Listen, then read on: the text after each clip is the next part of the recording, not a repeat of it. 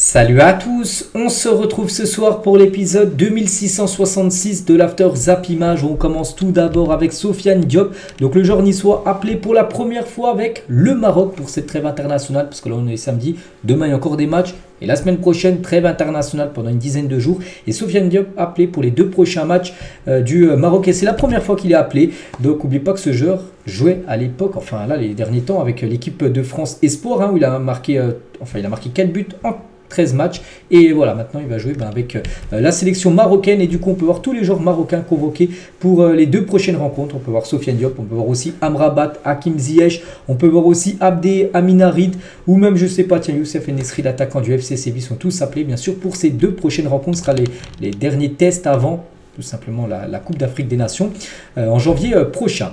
Et Sofiane Diop, tiens, pour finir avec lui, donc il opte pour le Maroc. Il avait le choix entre France, Maroc ou Sénégal, c'est-à-dire qu'il dit non au Sénégal, donc il va représenter maintenant la sélection marocaine. On continue, on va parler de Kepa. Donc Kepa s'est blessé, c'est en milieu de semaine, c'était quand, je crois mercredi soir, avant le match Real Braga, donc il s'est blessé juste avant avant de commencer, il devait commencer titulaire, et du coup il sera absent entre 2 et 3 semaines du côté du Real, donc en gros il sera forfait.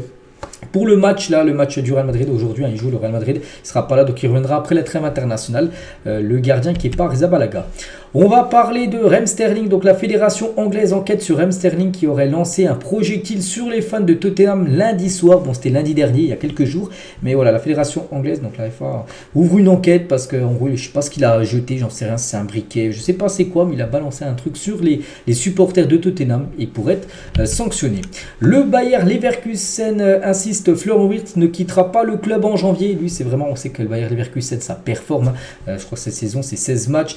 Avant le match du week-end, là, c'est 15 victoires, 1 nul. C'était contre le Bayern Munich de partout, sinon aucune défaite. Ils ont quasiment tout gagné. Et Florian Wirtz, c'est vraiment un joueur très important. Il y a les deux latéraux, Frimpong, Grimaldo. Il y a aussi Victor Boniface. C'est lui aussi qui est en train de réaliser un gros début de saison. Et en gros, le Bayer Leverkusen conservera au moins jusqu'à l'été prochain le joueur Wirtz. Il ne quittera pas le club de Leverkusen en plein milieu de saison. Toujours avec quelques autres infos, tiens, mercato, Tottenham souhaite recruter Marcus Edward, qui est un milieu anglais de l'équipe du Sporting. Donc Chelsea s'intéresse également au joueur. Bon, je ne cache pas, je ne connais pas trop le joueur, mais voilà, Tottenham et Chelsea souhaiteraient tout simplement s'offrir le numéro 10 du côté du Sporting. Manchester United s'intéresse de près à Vanderson, défenseur droit, et Youssouf Fofana pour le mercato là, cet hiver qui arrive. N'oubliez pas qu'on est le 11 aujourd'hui, dans à peu près, on va dire 1 mois et 20 jours à peu près, quand on sera le 1er janvier, ça sera l'ouverture du mercato hivernal. Il y aura des transferts comme ça se fait chaque hiver. Donc voilà, Vanderson et Fofana ciblés par Manchester United. Laurent Blanc pourra rejoindre l'équipe de Al Ittihad pour remplacer Nuno Espirito Santo, parce que dans la semaine, lors d'un After Zap Image, je l'ai dit qu'il a été licencié du côté du poste d'entraîneur de l'équipe de Al Ittihad, où il y a par exemple Benzema, Fabinho, même N'Golo Kanté. Et Laurent Blanc a des chances de devenir le nouveau coach de cette équipe. Le Français répondrait aux préférences de Benzema ou même N'Golo Kanté. Toujours du côté de l'Arabie Saoudite, donc la Première Ligue envisage d'interdire les prêts entre clubs partageant un même propriétaire. Un vote aura lieu le 21 novembre prochain, dans 10 jours. Et en fonction du résultat, Newcastle ne pourra peut-être pas recruter Ruben Neves d'Al Hilal, tous deux liés au fonds saoudien. En gros, ça sera interdit qu'un club anglais, enfin un club qui a le même propriétaire en Angleterre et en Arabie Saoudite, en gros, s'échange des joueurs, ça sera interdit, comme Newcastle, qui a été acheté par un fonds saoudien. Ils ne pourront plus, en gros, changer des joueurs avec un club saoudien. Calvin Phillips a dit oui à la Juventus Turin cet hiver, donc lui, c'est vrai qu'il joue très peu, comme du côté de Manchester City, et il aurait dit oui à la Juve pour rejoindre cette équipe de la Juve dès janvier. Donc City voudrait le prêter jusqu'à cet été, comme ça City éviterait de payer bien sûr son salaire, vu qu'il ne joue pas. En plus, il y a une énorme concurrence du côté de Manchester City, donc on pourrait aller finir, pourquoi pas, la deuxième partie de saison du côté de la Juventus Turin, et surtout prendre du temps de jeu, parce que lui, son objectif aussi, on peut penser, c'est jouer l'Euro, et s'il ne joue pas, il n'y aura pas d'euro pour lui l'année prochaine avec Gareth Southgate, donc c'est pour ça qu'il doit jouer, et pourquoi pas un prêt à la Juve. Des nouvelles de Christopher Nkunku qu'on n'a pratiquement pas vu cette saison. Pourquoi? Parce qu'il est blessé. Il devrait faire son retour après la trêve internationale. Christopher Nkunku blessé quasiment depuis le début de la saison. Donc ça, c'est une bonne nouvelle pour Chelsea, aussi pour l'équipe de France. Manor Solomon a vu son compte Instagram être désactivé, entre guillemets, notamment pour son soutien à Israël. Donc cela faisant peut-être lien avec un trop grand nombre de signalements sur sa page, et du coup, voilà, son compte a été désactivé par Instagram. On va parler on va revenir les gars tiens, sur ce retour sur le fait qu'eSport avait prédit que l'Argentine remporterait la Coupe du Monde 2022 en utilisant des matchs simulés. En gros, ils envoyaient à chaque fois 2 matchs à l'adversaire et en gros à chaque fois ils ont fait un petit prono, et en gros ils avaient bien vu, c'était avant bien sûr la Coupe du Monde qui se déroule, ils avaient bien vu que l'Argentine allait gagner la Coupe du Monde. Bon là c'était un Argentine-Brésil en finale, bon ça a été un Argentine-France, mais il y a eu cette affiche en demi-finale les gars, Argentine-France, où l'Argentine s'est imposée 1-0, en gros ils ont simulé tous les matchs, et ils avaient prédit l'Argentine vainqueur quand même de la dernière Coupe du Monde.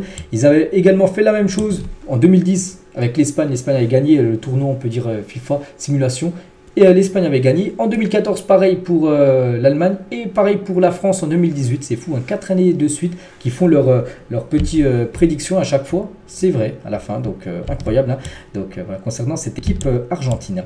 On va parler du FC Barcelone, vient de signer un accord de partenariat de 5 ans avec le B-Sport Academy, une académie de football au Sénégal. Donc en gros, les meilleurs talents du côté de Dakar, hein, du côté du Sénégal. Voilà. Donc pourront partir du côté de la Masia, le centre de formation du FC Barcelone. Pourquoi pas essayer de jouer après avec les catégories jeunes et pourquoi pas un jour avec l'équipe première Blaugrana. Un supporter du PSG a été interdit de stade pour 2 ans. Donc c'était il y a quelques jours, c'était lors du match mardi à Milan. Pourquoi? Parce qu'il était en possession d'un cutter avec une lame de 22 cm à San Siro. Il a été attrapé par la police et du coup pendant 2 ans il ne pourra plus suivre de rencontre. Il est interdit de stade. Officiel, légende argentine, Hernan Crespo est le nouveau coach de Al-Ain aux Émirats Arabes Unis. Voilà, Crespo, ancien très grand attaquant de l'Argentine. Il a joué aussi dans quelques clubs européens. Donc en gros, maintenant il a passé ses diplômes d'entraîneur et devient le nouveau coach de cette équipe. On lui souhaite bonne chance.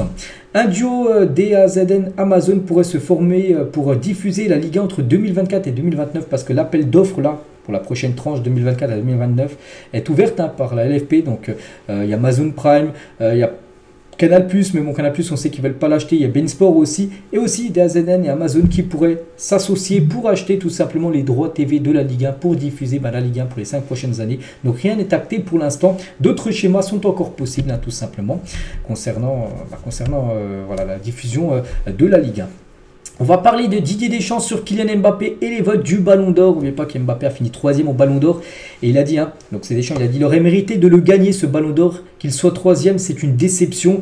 Après, ce sont des votes de journalisme du monde entier. Je ne dis pas que Messi ne l'a pas mérité et que Haaland ne l'aurait pas mérité non plus. Hein. Après, les votes, ils viennent d'un peu partout. J'étais pour le moins surpris, voire même un peu plus du vote de certains. Ne pas mettre Mbappé dans les 5 premiers, c'est vraiment, je ne vais pas utiliser le terme malhonnêteté, mais on n'en est pas loin quand même parce qu'il y a des journalistes, parce que vous savez que c'est des journalistes de plus de 92 pays, et il y en a qui n'ont même pas mis quand même Kylian Mbappé dans le top 5. Des joueurs qui méritaient le Ballon d'Or. Un petit rappel, il a marqué plus de 50 buts saison dernière avec le PSG et l'équipe de France, triplé en finale de Coupe du Monde, meilleur buteur de la Coupe du Monde. Il méritait au moins d'être dans le top 5.